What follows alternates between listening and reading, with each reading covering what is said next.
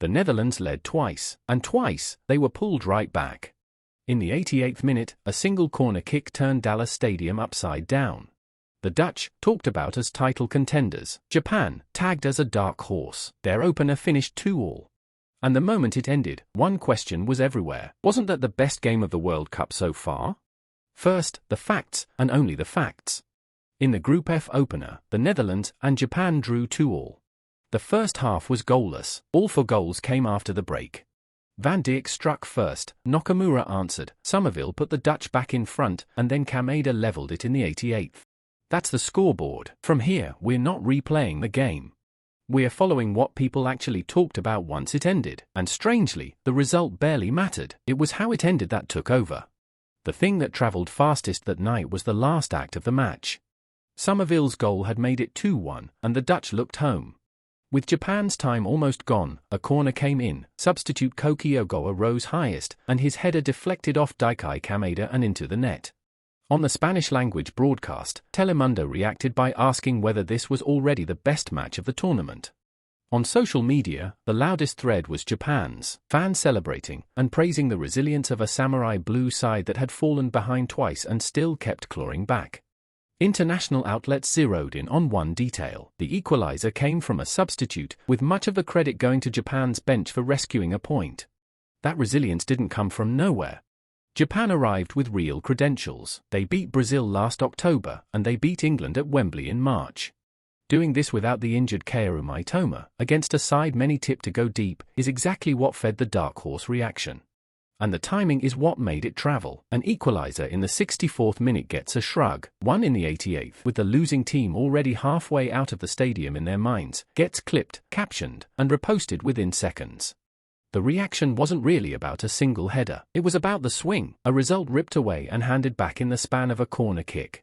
But the same moment was read in completely the opposite way, a few yards away, in the Netherlands' goal.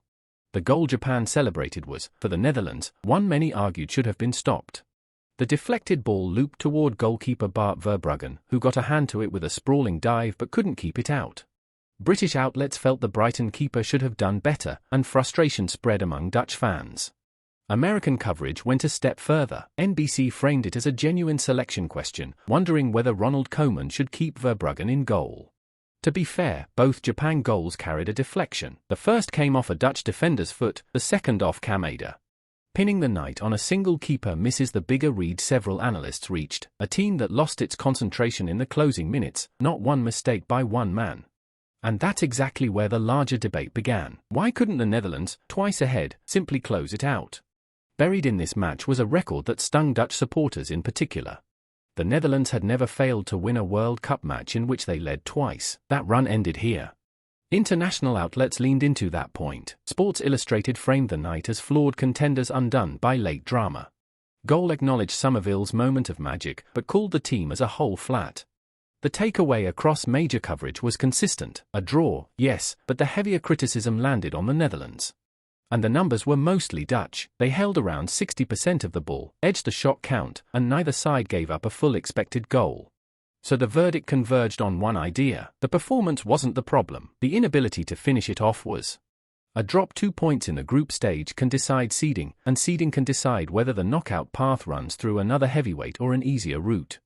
So the conversation wasn't just they drew, it was they had this one, twice, and the margin they gave away might cost them later. Of course, not everyone aimed the criticism at the Dutch. Japan split opinion too. The same draw produced 2 very different verdicts on Japan.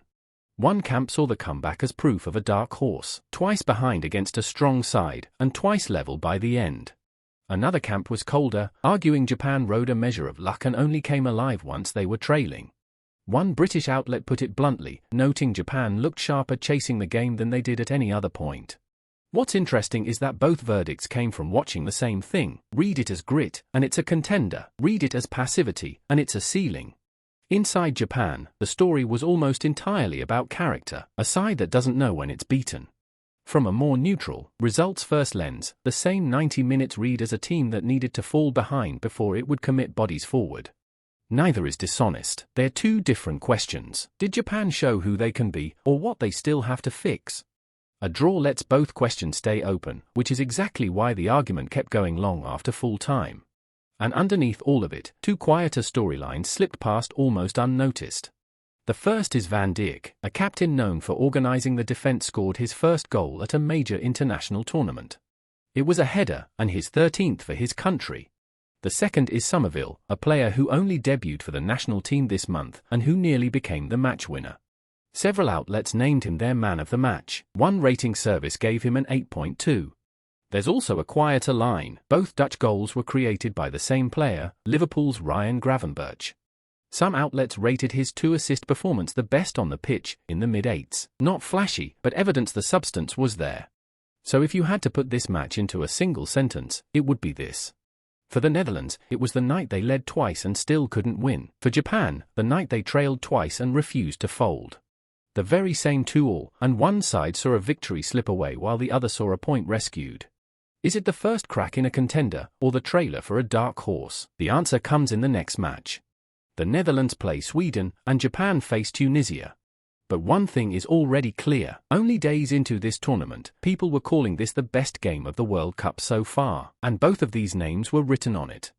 So how did you see it? A Dutch mistake, or Japanese resilience? Tell me below. And one note, the score, records, real quotes, and foreign media are all fact-checked. The fan and social reactions are representative summaries of the real mood of the night.